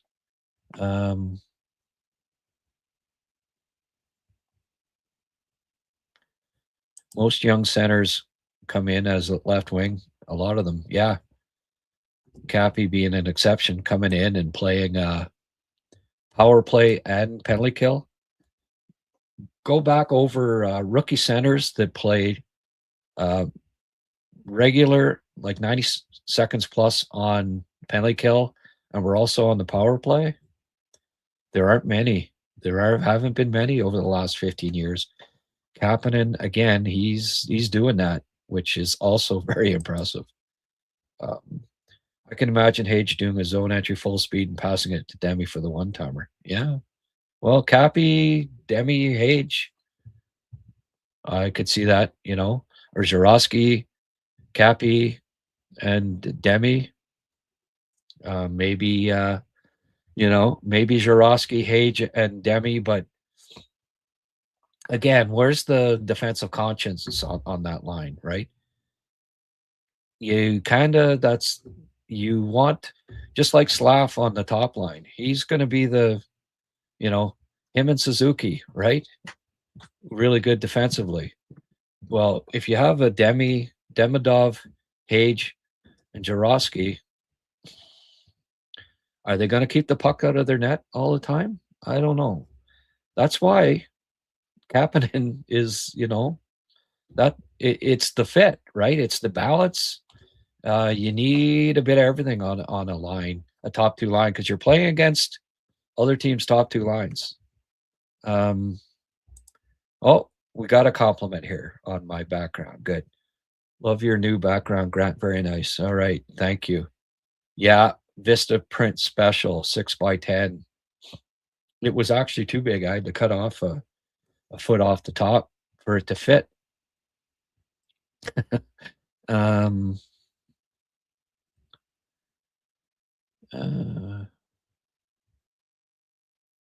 Reinbacher Hudson. I can see that being a pair.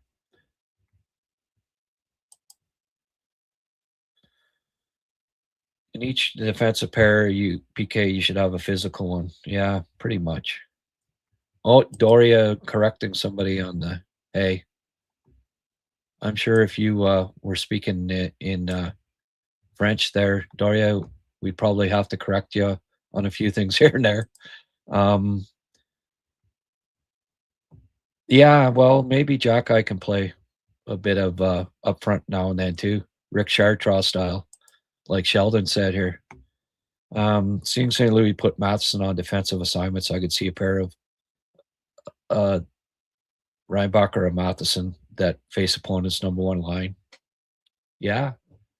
Yep.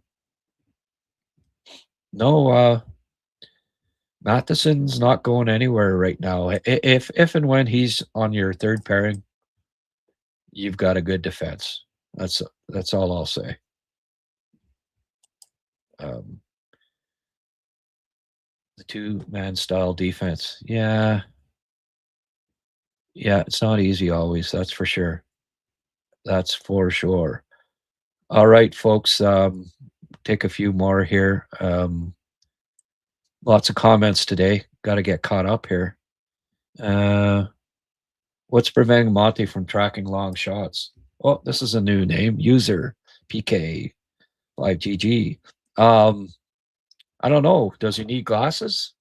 New contacts? I've been wondering that myself. That's a very good question. I don't know. I don't know what the answer is, and it seems like yeah.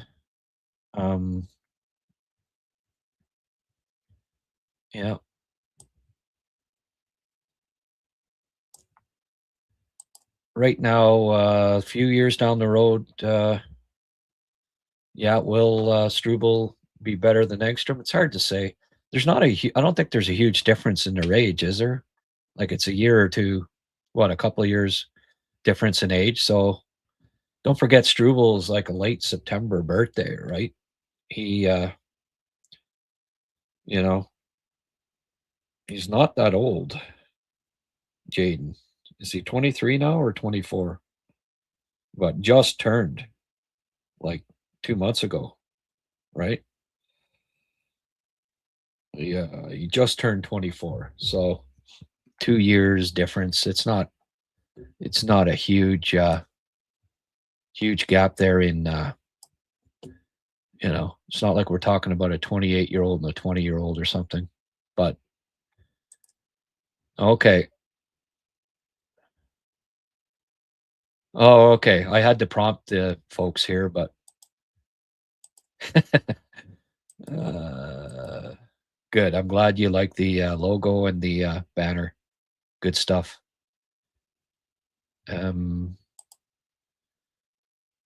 Well, depend on who the opposition want in trade. Yeah, I also got gray. I figured there was a little glare off of the white. In the HabsCast thing, I got too many people saying it looked like a burger and hot dog, and so can't accuse me of having a burger. I don't know what you can say that is like. I don't know, coin maybe, but doesn't look like a burger anyway. What do you think is the media reluctance to accept that Capman can be a second or at least a third line center in the NHL? I don't know. Stubbornness, I guess. They look at we played 18 games last year and he didn't have a lot of points, so you can't. Well, he played fourth line. He in and out of the lineup. It was the start of last year. He's a late. He's like, I think he turned 21 in August, so he was pretty young. Start of last year, playing with defensive players, fourth line on the wing, and they're putting too much stock in that. I don't know. And then certain members of the media get a lot of, I don't know, I guess they hold a lot of sway too, and people take their opinions as gospel. I'm not really sure, but yeah, it does seem like people are in the media have been a little slow coming around on him. I don't know. It's a good question. I find it kind of amused. I'm amused by it at this point, actually. I think some of them don't, I don't know. They would like for me to be wrong more, I think. Yeah, they're hoping that I end up being wrong on it. Sawyer appears to be a big-time sleeper in bottom six. Yeah. Yeah. I don't know. I don't see him as I think he's got to play a top six or certainly a top 9. I don't see him as a fourth line kind of guy. Not a great skater, dangler, not rugged. Yeah, he's a long shot. I like his hands, but hey, Hage is ahead of him when it comes to that. Demidov, Hudson, Zurowski. There's lots of danglers that are better. Sawyer's a real long shot. There's just so much depth, right?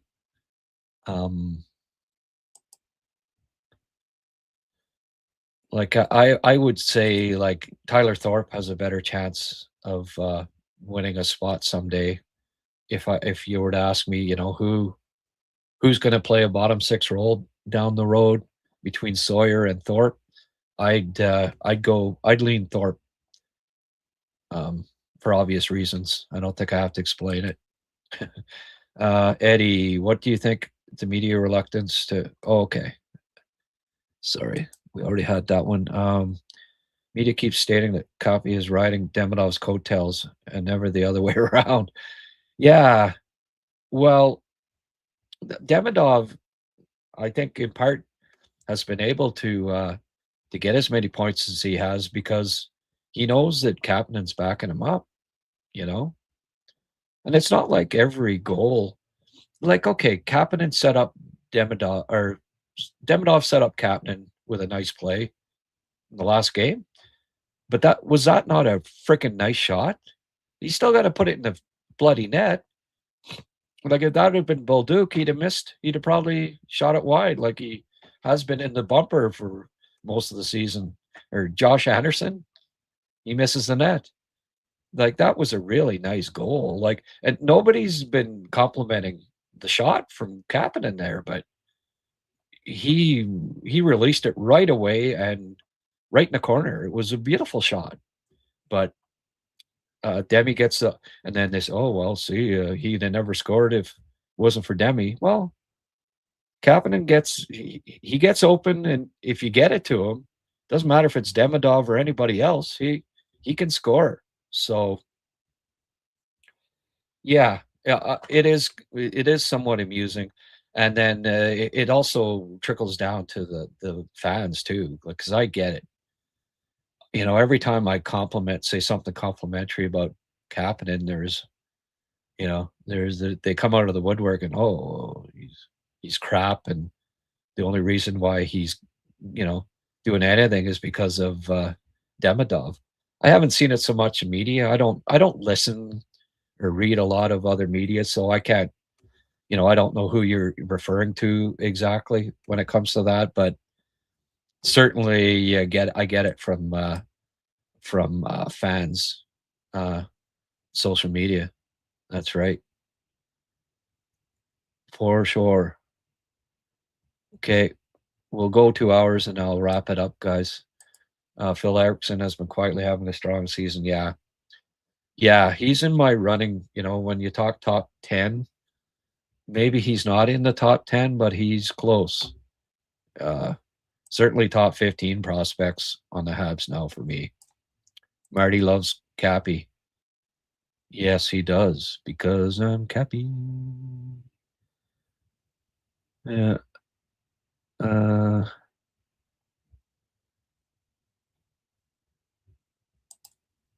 People sometimes bring the high shooting percentage to predict his hump. Yeah. 12 minutes at 18% or 18 minutes at 12, you should get that's a great point. Yeah. Cappy played 20 minutes the other night, and guess what? He scored a goal. He's averaged 18 his last 2 games, 36 minutes. It's nice to see the jump up, because there's a clear tier difference there right now for me. Like, Veleno, or should Veleno be getting more minutes than Kapanen? It was driving me crazy when he was getting more minutes. I was like, why is Veleno getting more freaking minutes than Kapanen? And it was nice to see Marty kind of adjusting that. Veleno was getting more than Demidov even at one point, but especially at even strength. like Cappy, the least amount of even strength ice time on the regular 12 forwards, and I don't know. At some point when you're second or third best goal scorer, you bring all the elements that you bring. Maybe you should be playing more than some of those guys in the bottom six. So, no, that's a good point. But one of the reasons why Kapanen has a high shooting percentage is because he can snipe. Like you saw that goal last night. Given the opportunity, he buried it. The guy can score goals. He's a good shooter, and some guys have higher shooting percentage than other guys because they can snipe. And yeah. Also, Cappy is really smart, and you know, he takes shots when it's a really good opportunity. He'll pass off when it's not, right? It's his intelligence too, right? He'll take the shot when he thinks he can score, and that's another one of the reasons why his shooting percentage is higher than most. I would keep Slav, Cappy, Demi together for my own enjoyment. Love seeing those. I know, especially at the age, frig, 62 years combined. Like, how exciting was that? A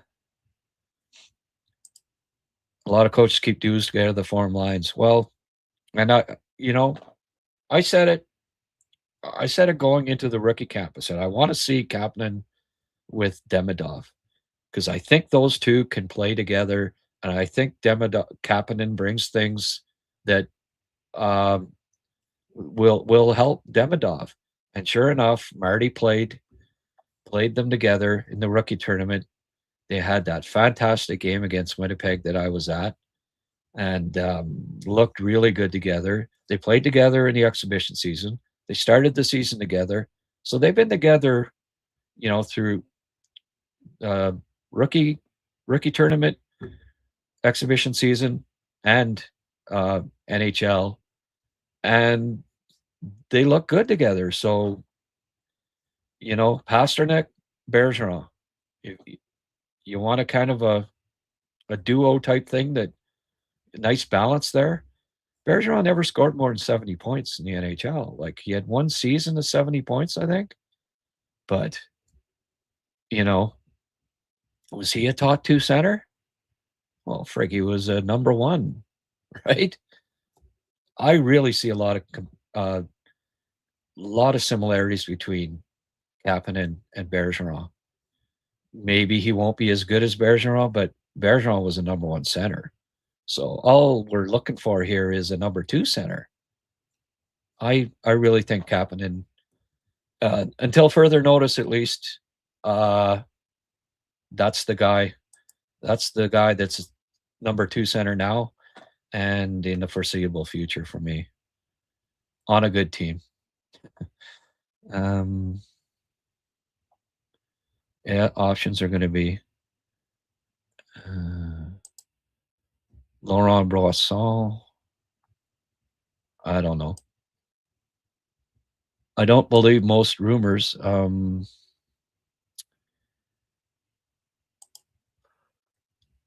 Snake likes. Yeah, I know he is. He likes Sawyer. Yeah, I'm not. Snake likes skill, like guys that are really good stick handlers, and there needs to be more to his game. His skating, it needs a pile of work. He's got to get stronger. I mean, he's got skill, but Montreal's got better options, I think, both on the team and in the system. Cappy seems to be good at using any opportunity he gets in the game. Always mentally prepared. Yeah. And also, like, interesting comments from Jake Evans yesterday saying how he wants it. He wants to be out there. He wants that opportunity. He's from a hockey family through and through. Yeah, he darts to the goal with perfect timing and snipes it in close. And I can't wait till he starts getting some tips too, because he's really good deflecting pucks. He's going to score some goals in front of the net too. The new dads are struggling. Evans, Anderson, and Gallagher. Yeah. Yeah. The new dad line. D'Amico puts down Kapanen. Yeah. Well, D'Amico has always like to disagree with me. That goes back to the Slav draft, where apparently I was nuts. Where he said, "Oh, inside sources from the Canadiens say that they have absolutely no issues with Wright's defensive game." That was total BS. I lost a lot of respect there when I read that. If we don't have Kapanen playing like a season pro, we might be having Vlano or Evans as 2C. Media really needs to brace him ASAP. There you go. I think it comes down to a lot of media are not as smart as they think. Well, that includes me too. Yeah, I don't like to harp on other media guys. Everyone's got their opinions and got their jobs, and Snake does a great job.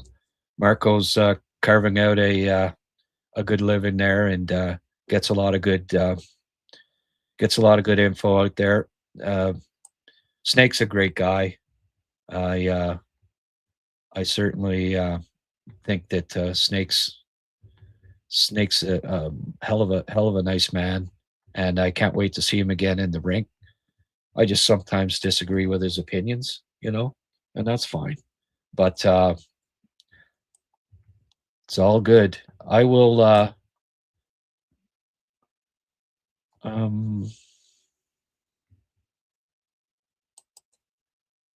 I didn't name anyone. Yeah. Oh no. I wasn't saying that they're not as smart as they think. I was just that those have been the guys that I brought up, and that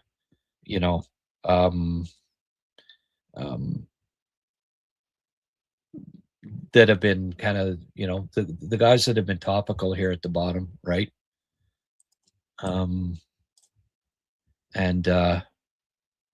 yeah, Snake's a likable character for sure. I'm not, and even like anyway, Marco and I have had our disagreements, so I don't like to talk down anybody in the media too much. But to Marco's credit, he came up to me in the press box after a game and said, "I want to bury the hatchet," and shook hands with me, and so I respect that he did that. Had him blocked for a lot of years on social media, so haven't been following him, but he did take the time to come up to me and say that he wanted to bury the hatchet, which is good.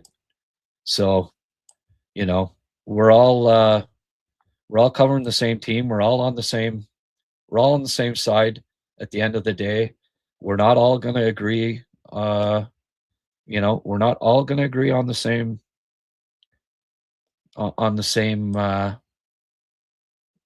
topics, and it's all good. So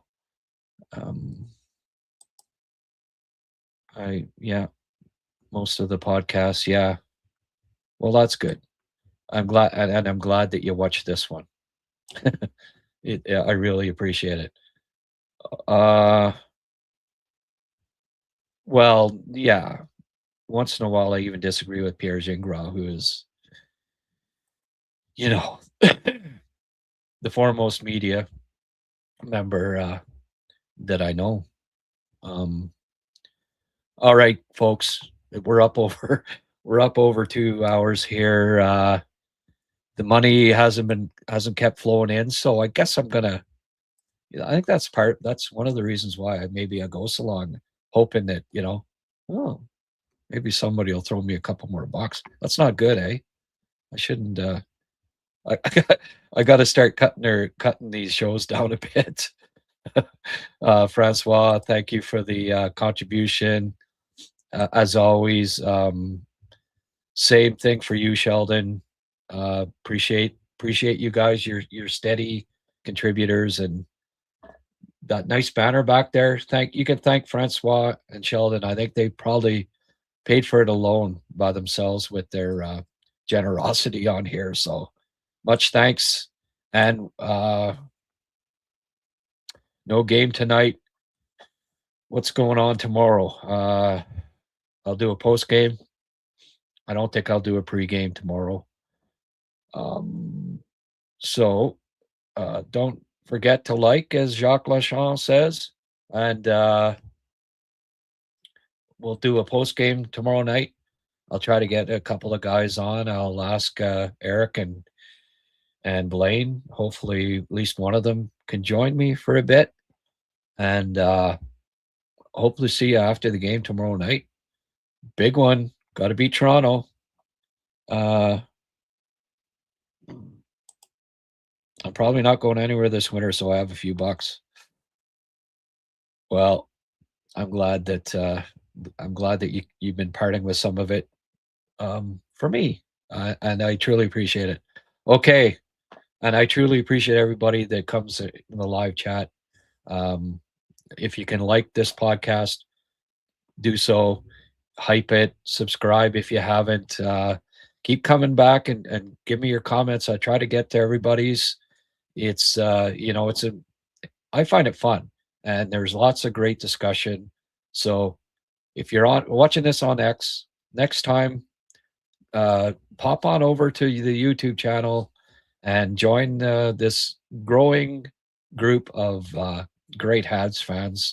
And hey, you're part of the show too, right? Okay. Well,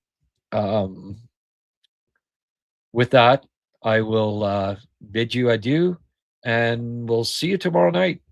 Have a great Friday. Thanks for watching.